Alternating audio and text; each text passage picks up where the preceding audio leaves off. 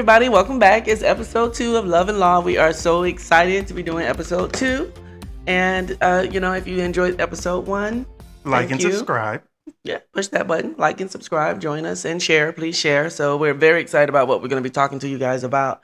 And today, as we, briefly touched on in episode 1, we're going to be talking about divorce. Which, again, as owners of TDE Family Law, divorce and family law here in Atlanta, we know a lot about divorce. And not only do we practice divorce and family law in Atlanta, in the metro area, but we've experienced it. We've experienced it. Can't tell you about stuff if you've never been through it. So, going to give our little side of how it affected us and how we made it through it. How it affected us? Yeah, it affected us. It affected me. So when Charles and I met and started dating, I was actually going through a divorce. And I guess it's kind of interesting because even though I filed for the divorce in 2006, I literally knew that I wanted a divorce probably 3 to 4 years before I got a divorce, even sooner than that. And I think it took me quite a while to actually file for a divorce. As I mentioned in episode 1, when Charles and I met, I was separated and going through a divorce. And I knew several years into my marriage that it was going to end in a divorce. In my first marriage, it was domestic abuse. There was a lot of infidelity. It was just a lot of craziness. Let's just sum it up and call it craziness. And I knew that I was going to file for a divorce. I just knew that it wasn't what I wanted for the rest of my life. It's not what I wanted my children's life to be. It wasn't the experience that I wanted for my daughters and or my sons. And so I just knew that that's how it was going to end. And I was living in Indiana the first time that I approached this subject with my ex-husband. And shortly after that serious, meaningful conversation, I think it's time for us to get a divorce, I got accepted into law school. And so I had to make a decision. Is the timing right? Is it going to, how is it going to affect my children? Am I going to be able to go to law school while I'm going through a divorce? And my ex-husband did not want the divorce. And we talked until we decided to give it another chance, and for the children, and we can make all these things happen, and we can do this, and we can work on it. And so we went through law school, and he and I are both from Florida, born and raised. And we had already decided that we didn't really like the Midwest, that we wanted to move back to the South. But I didn't want to be in Florida with my big, wild, crazy family. Love them a lot, but it was just a lot. And so, while we were coming from Indiana to Florida, we would stop in Atlanta. It was kind of the halfway point when we were driving. And I would stay then with my sister-in-law. And that's kind of was my introduction to Atlanta, those 8 years of traveling back and forth from Indianapolis to Florida. But when I graduated from law school and moved to Georgia, I took the bar here. I never took the bar to practice law in Indianapolis, even though I went to law school and finished undergrad there. The interesting thing is that when I moved to Georgia, in my mind I was thinking it's a new place, it's a new city, it's a fresh start, and I thought that, okay, now that I'm out of school, this thing has happened, and now things are going to be better. Now I'm starting my career, and we both have careers, and money is not going to be an issue, and we're not in school, so we can focus on our marriage, we can focus on our kids. And so we moved to Atlanta. When I tell you, you need to make sure you are ready for Atlanta when you move to Atlanta. Atlanta, it was such a culture shock for me too, because I had always lived in Florida. And a lot of you think that Florida is all Miami and Orlando and West Palm Beach, and that's not most of Florida. Most of Florida is still the South. Let me emphasize South. Where I grew up, it was very rural in Okeechobee, Florida. Whoop, whoop. And I have never had 3 black people in a class in my life. And I was in advanced classes. Even though I'm a high school dropout, I was always in honors classes, advanced classes, and I just never had a lot of black kids in class with me. I never had a lot of people around me. I didn't have a lot of black teachers and that type of influence in my life. And when I moved to Atlanta, I was in for a culture shock. I saw so many black successful people, judges, lawyers, doctors, the mayor. Like, it was crazy. I remember the first time I walked into a bank, y'all. Seriously, I walked into a bank and saw black people in there, and I stopped in my track. Like, what?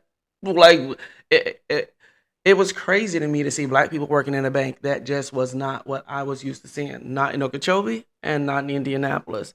Like, if it was one person here or there, but just to be overwhelmed by, and in my mindset then, I thought it's almost embarrassing to say. I was like, oh, they trust us around money. It was crazy, that was my thought. Like, oh, you're a bank teller, but I was just so enamored that it was black people working in a bank, and it was my kids' principals are black and their teachers are black. So that was kind of my intro to Atlanta. But when I got to Atlanta, it was very short lived. This idea that because I was starting over in a new place, that my marriage was going to somehow be better because I'm not in school and I can focus on my marriage and my children and not be focused on my GPA so much.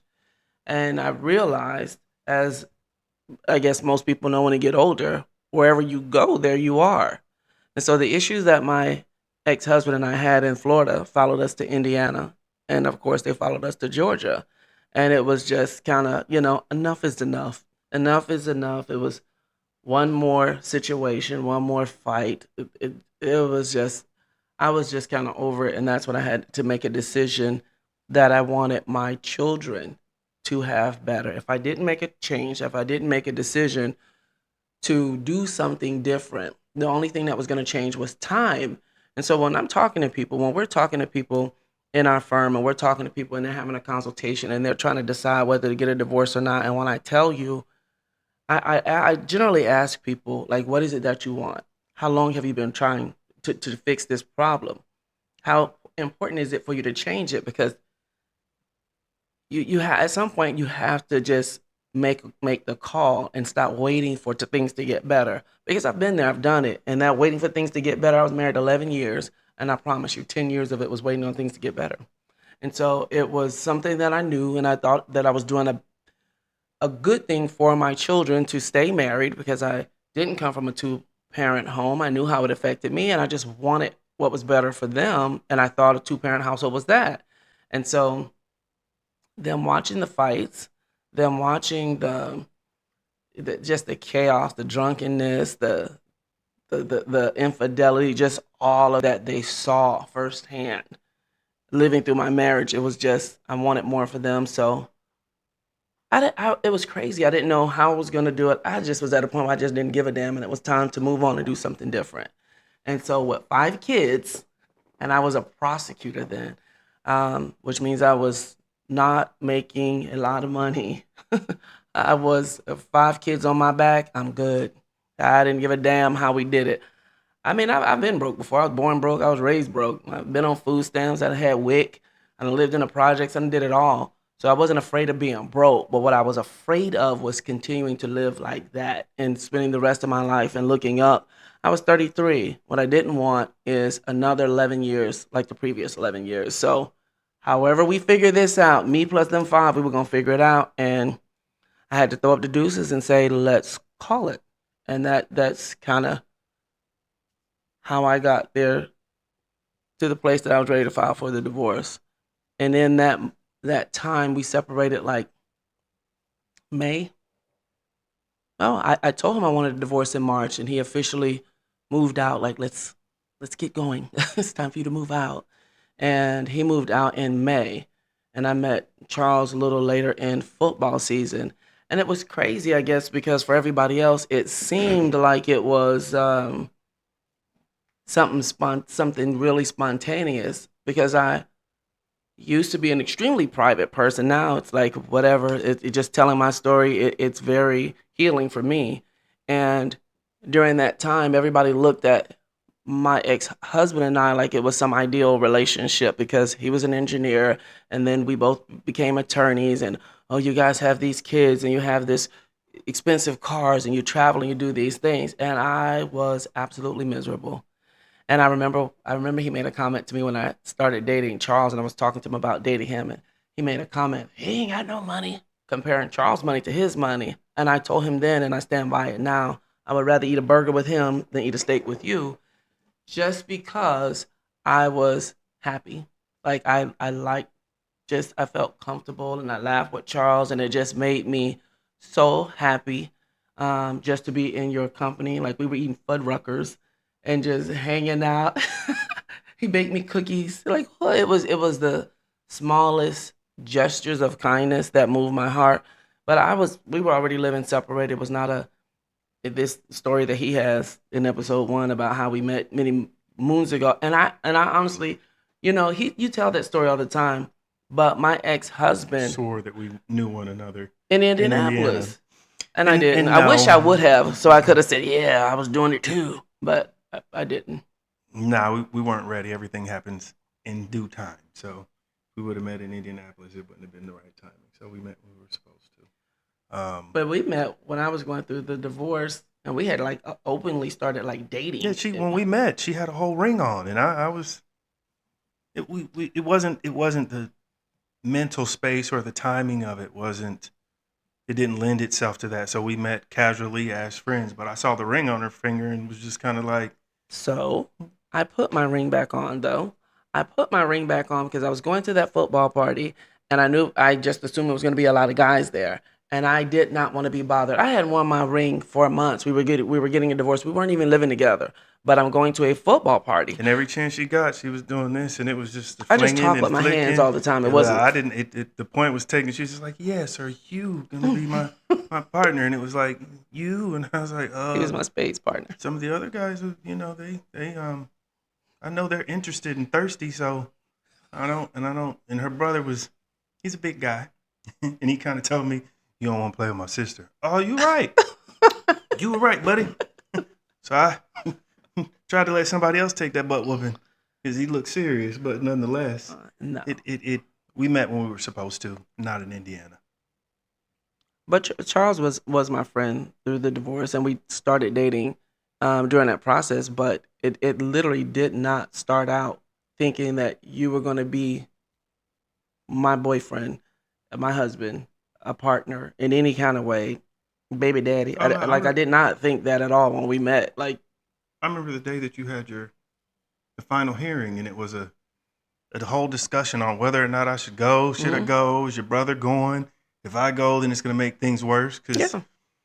he was extra. He But I tried to told push you me into confrontations every opportunity that he could, and early on, I knew that if I engage in this, it's only going to happen one or two ways. So it was always trying to look the other way or try to de-escalate it, and he took it as, oh, he's punk, he's soft. No, I just know that knowing myself, it's not going to be a one-up. And seeing how you're responding to this, it's going to be, all right, I got to one-up him. And that can only end up badly for both of us. So it was, you know what, I'm not going to go to court with you today. I think, did your brother go? no, I want myself, but I didn't want you to go. My brother couldn't come, and so my brother thought that you should come because they felt like I needed some type of protection because it had been a physically abusive relationship, and they thought that it was going to be something crazy. But I knew him well enough to know, we hadn't been together for a long time. We weren't dating. It wasn't a concern. My ex-husband and I sought together, but this is why I tell you the same thing that I told you then that I tell people now. You don't need to bring new boyfriend and girlfriends to those kind of situations. It only make it worse. And so I didn't want you to come because it would have just been unnecessary drama and tension for your presence to be there. It just would have aggravated the situation. So I didn't think that you needed to go. I agree. I agree. At the hearing, though, I literally sat next to him in the courtroom, and we talked, and it was very uneventful. It was actually really kind of calm. We talked. I don't remember what we talked about. We sat next to each other, and it was, you know, people watching, and and and what time are we gonna get out of here, and just small talk. And I remember when the judge said our names, and then we both stood up, and the judge was like, are y'all sure you guys want a divorce? And I was like, yes, absolutely. Absolutely want a divorce. But there was no bickering intention that day because there was no reason for me to bicker or have any tension because I was done, The bickering emotionally started done. after. The bickering started afterwards, after the divorce is final, and now we're divorced, and then there's a whole new chapter We're of the divorced. ex-husband that I got to learn about and become familiar with. That was difficult. The children had their opinions, and then trying to be positive and give them advice that was best for the situation that didn't necessarily make me look like the better person, or they may not have wanted to go. But I'm like, that's your dad, and I understand you may not agree with what he's saying or what he's doing, but it means, well, he wants to spend time with you. So it was a lot of times and situations where I was trying to, I felt like, give them the advice or be the parent that in that situation, if the shoe was on the other foot, and having gone through it, to tell them it's all right. He's gonna change. He'll get through it. And Tessie usually was reasonable. I say about 90% of the time, to the point that it was sometimes kind of crazy to me. Like, he did all this and does all this and says all this, but you still try to encourage their relationship with their father, and I can appreciate that. That's some of what I love about her. Where regardless of the situation, she's always trying to be fair. And I told them, my children, continuously until to this day, he can be a great father and be a bad husband. My children was just very protective of me because we spent a lot of time together. I really like my children and I like hanging out with my kids. They were over last night playing. What were we playing last night? Uno, Uno something. Death Uno. Uno.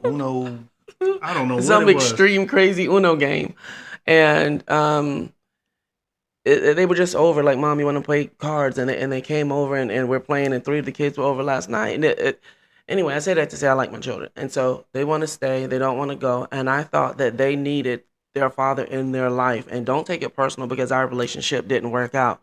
For all the craziness that I have to say about my first marriage, I absolutely know without a doubt that that relationship, that man, being in that relationship with him changed my life for the better. For all of the craziness that I went through, I won't take that from him.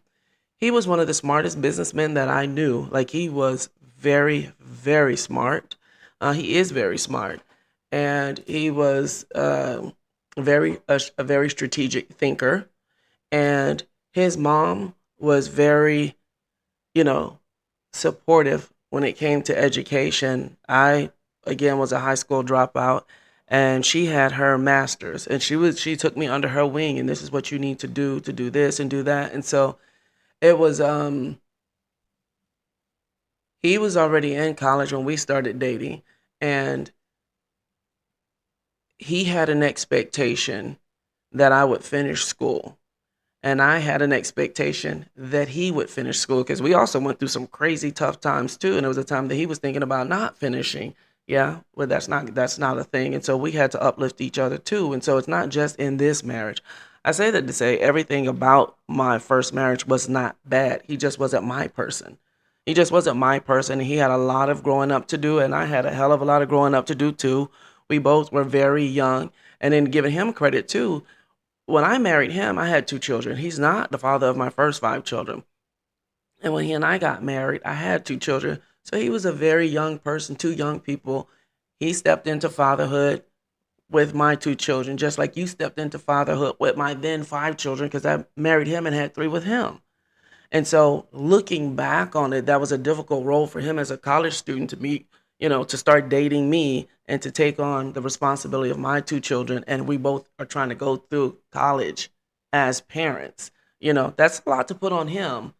And he married into it the same way there was a lot to put into you. I wanted my kids to have their father. So even after the divorce, I wanted them to have what I knew I lacked and what I was missing. I knew that I wanted them to know that he was there and make their decision about him on their own. I didn't want to influence if they thought he was a good man or not a good man. I wanted it to be from their own life experiences. My whole life, people told me about my father. told me, "Oh, you look like him. You do this like him." And I used to think, y'all keep telling me about this man that I don't know. I don't know nothing about this man. Y'all can miss me with all the stories and then this and that about my dad. Like I called him by his first name. That's how connected I felt to him. So some of it was we just wanted to make sure that they had a relationship with him and he had the opportunity to still be involved and take him on those trips and spend the Thanksgivings with him. And even with some of the new co-parenting, one of the things I think we talk to people about is you're not going to have them on those Christmases. You're not going to have them on those Thanksgivings. So we created Chocolate Day. Yes, And that was a day that we got chocolate from all these different places. It everywhere. was disgusting. And you had to put on your good face like, this is good. It tasted horrible. That dark chocolate, chocolate with raisins, you name it. So we, in dealing with those, I guess that parenting plan or the visitation, we had to come up with a way to incorporate new memories and new traditions too. We still have the chocolate day. It's not to the same level, and a lot of the kids are grown, but we also had my daughter, who now we're blending into the mix. So we were trying to make sure that, okay, this weekend we tried to make the parenting plan or set everything up. We had everybody on the same weekend, and then on the weekends that we didn't, so that way they would grow up together as brother and sister, and that they all came over yesterday. So it was one of those things that we were trying to make sure We're that very it intentional. was intentional. Everybody was included. Um, and one of the things that I had to learn through this process after the divorce is, okay, it's four girls in the house. You can't get one Barbie. You got to get four of the Yes. same damn Barbie. I thought it was crazy until one day I got a Mm-hmm. different one. Oh man, that turned into a hot mess. Well, why does her Barbie look like this? And why'd she get this? And Tessie's over there saying, I told you. You're supposed to get them all the same thing. So it was a It wasn't that extreme. it wasn't that They didn't have to extreme, have the but same thing. But I'm just they saying, all if had you had buy, something. yeah, if you got a Barbie, then they all need to get Barbie. Don't if they were there, they could choose. But if we were buying them a gift and we were out of town, oh, if we getting Barbie, everybody getting Barbie. And then I guess I one didn't of wasn't even going through that headache. the other part was it was I felt like at times we were trying to push him so much to step up that it slowly, you have these arguments with the other side, and it's, well, I want this and I want that, and I'm not giving him this. If you give it time, it's going to work itself out. And although we were pushing him to, you need to be involved, you need to do this, it slowly started being, well, hey, I got to dance in school, CJ, because that's what my family calls me. Can you take me? And hey, I have this. I don't even know, pro day dads or this. I guess they have the dance at the middle school. Will you take me to this? Meanwhile, he's upset, and you had the opportunity. I'm not trying to step on toes until fast forward 15 years later, when I was trying to give you your space and let you be in that position. When it comes time to walk her down the aisle, she's asking me, and I felt like we tried to Tessie and doing everything to be fair. He was given those opportunities, and she would tell me early on, the relationship that you build now is what's going to carry you through later on. These memories and these being present, and I didn't quite understand it then. That now here we are, she's getting married, and will you walk me down the aisle? So it we were able to compromise, and he had the first dance. So we now that people have matured and there's no more hurt feelings so much involved, I walked her down, and you had the father daughter dance. So it's been a long road, a long journey, and again, some of those things that we had to learn. Parenting again is it's practice, and you realize that when once they're grown, the things that you could have done differently, like if I wish I would have did more of this, or I wish I could have done that. The only thing I can do now is work on it for the next one and continue to try to build those memories with you, and some with the now that they're old enough to voice their opinion, and my wife to say, hey, you need to come in here and do this with us. Okay, okay, okay, babe, I got you. I'm here. So Well, I mean, it's not for me. It's just one of the things when you are in a relationship, particularly a marriage, um, there's a lot of compromise. I think that's the thing. Whether it was with our exes, whether it's with our children, with whether it was with each other, just a lot of compromise. And in the beginning of our marriage, we had a lot of compromise to do, and it was a.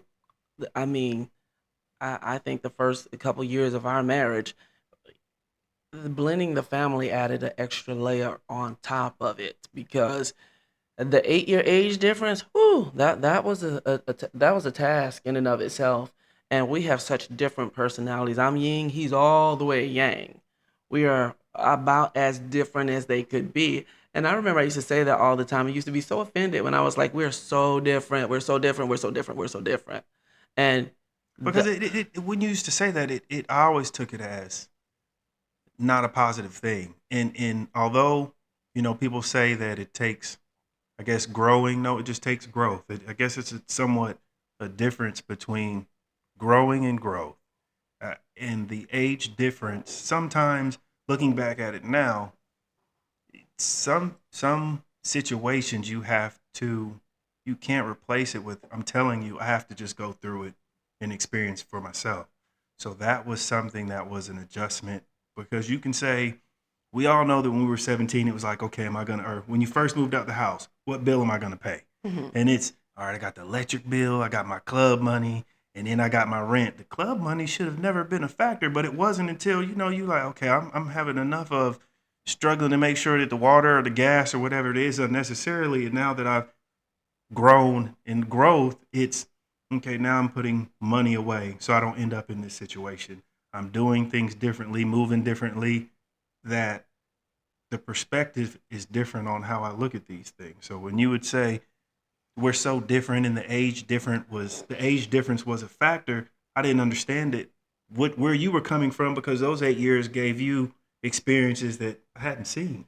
But on the other side of it, it wasn't just that though for me, because some of the things that we were different about, it wasn't that I it was because I was so mature. It's just that we were different.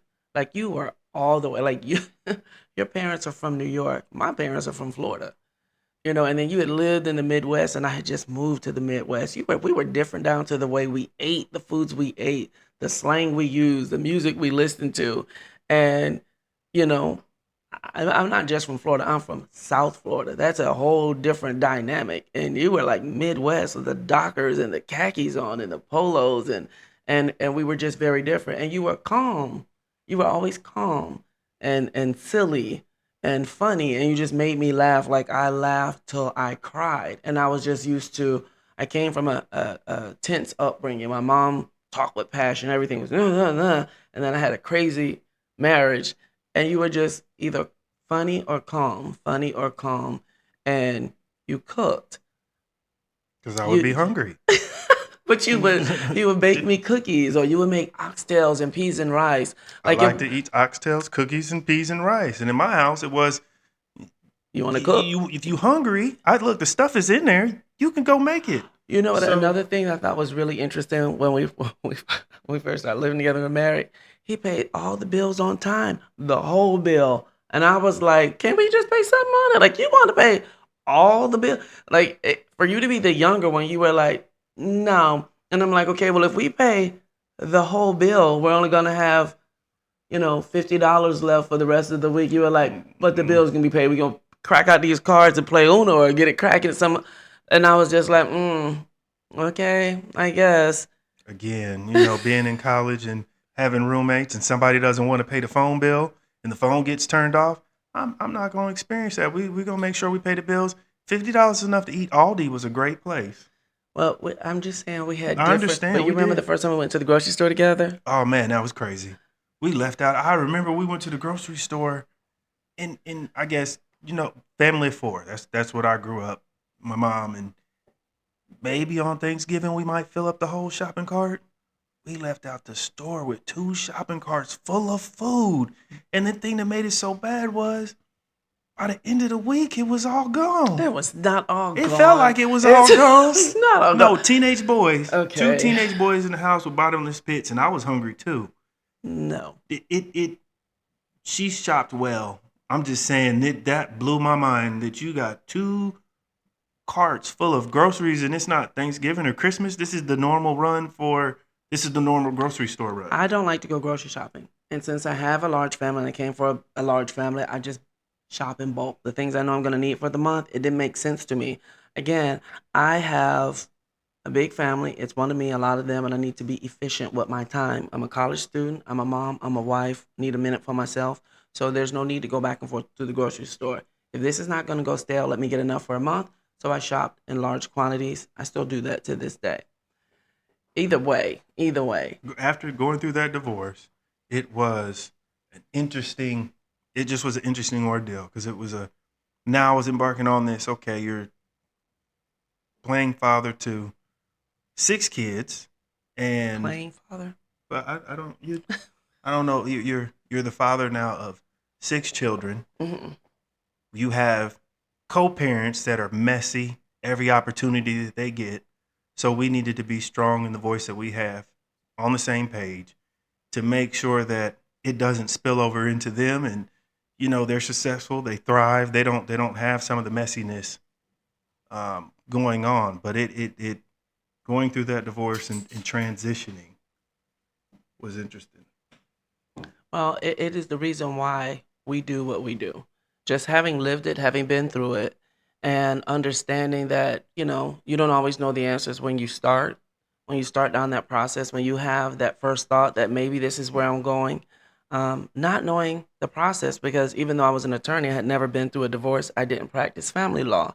So I didn't know where to start. But I knew that I wanted to do something different. I wanted something better for my family. So understanding that you're not just representing a case. It's not just a divorce. It's somebody's whole family. You're not just dealing with a divorce case. We understand that there's a whole family attached to it. Like again, when I started that divorce, I didn't even have the son that we have now who's 10. I didn't have any grandchildren, of course, and now I have grandchildren. But that divorce and how that result was resolved largely influenced who my children are now, my grandchildren, our legacy, and just everything. So it is why we do what we do the way we do. And if you have any questions, and if you want to go into a a better tomorrow, if you want to transition into doing something better for your family and you're considering, you may not even know, again, it was at least a 3 solid years that I wanted or contemplated a divorce. But just pick up the phone and call us. We'd be happy to help. Schedule a consultation.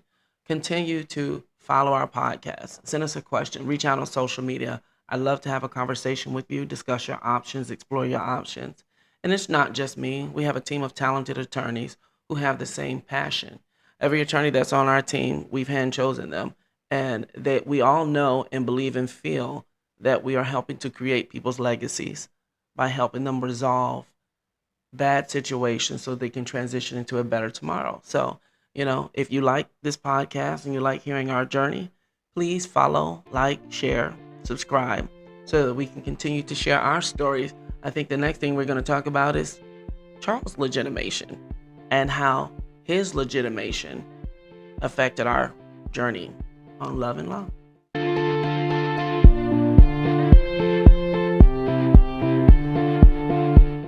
Hey, fellas, it's Charles again with TDE, Family Law and Divorce Attorneys. I just wanted to give you a little bit of information, tell you what we're here to do, but I understand that you're probably looking at this because you're going through some type of situation that we can assist you with, whether it's your baby mom, whether it's your soon-to-be ex-wife, whether it may be just a parenting thing that you're going to help another family member with out. It's trying, it's stressful. This is a marathon, not a sprint, so nothing's going to happen quickly. The other thing that I want to point out to you is we're here as a resource. Whether you watch our social media ads, whether you tune into our podcast, you can like and subscribe, but hopefully from watching this, there's going to be more information that you can get. One way that you can get one of those resources is just by calling our office. We have people that are there to answer the phones, and they may be able to point you in the right direction. I know that you may have friends or buddies that have went through the court system and you're like, I'm absolutely against child support, but your child may be used as a pawn, or maybe your kindness is being taken as hostage. I'm here to tell you that me and our group of attorneys with a greatly skilled team are here to help you. Look us up on the website, and then from there you can schedule a call Yes, sometimes these things can be expensive, but anything that you feel is worth it, you always find a way. And if you find your way to our law firm, we are here to help you through.